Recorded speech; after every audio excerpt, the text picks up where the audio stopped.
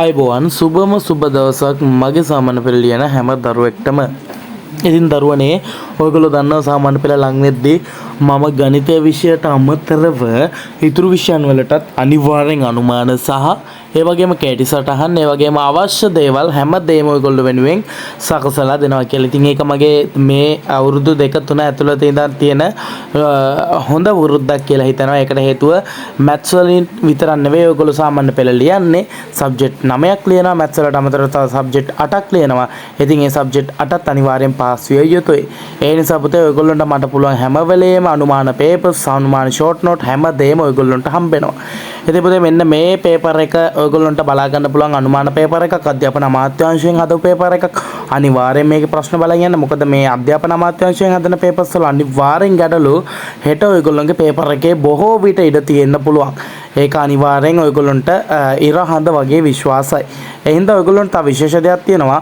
ඔයගොල්ලන්ට ගෲප් එකක් තියෙනවා පුතේ. ඒ ලින්ක් එකක් තියෙනවා. ගෲප් එක ලින්ක් එකක් තියෙනවා ඩිස්ක්‍රිප්ෂන් එකේ වගේම කමෙන්ට් සෙක්ෂන් එකේ. ඉතින් හැම දරුවෙක්ම මේ ගෲප් එකට සම්බන්ධ වෙන්න. ඒ ගෲප් එකට සම්බන්ධ වෙන්න. මොකද ඒ ගෲප් එකට තමයි අනුමාන වීඩියෝස් දාන්නේ ඔයගොල්ලන්ට. අනුමාන පේපර්ස් දාන්නේ, අනුමාන ෂෝට් නෝට් දාන්නේ. ඒ හින්දා අනිවාර්යයෙන්ම හැම දරුවෙක්ම සම්බන්ධ වෙන්න.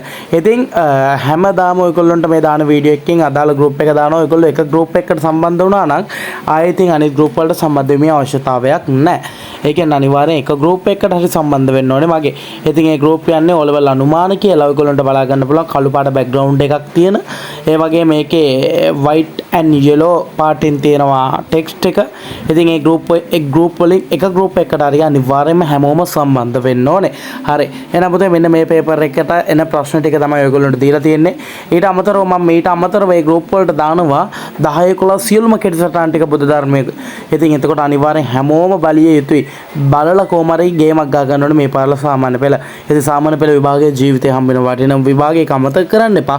ඉතින් පුළුවන් තරම් උපරිම කැපවීමෙන් කොහොම හරි කරලා හෙට ඉඳන් ලියලා ඔයගොල්ලෝගේ උපරිම ප්‍රතිඵලයට යන්න ඕනේ.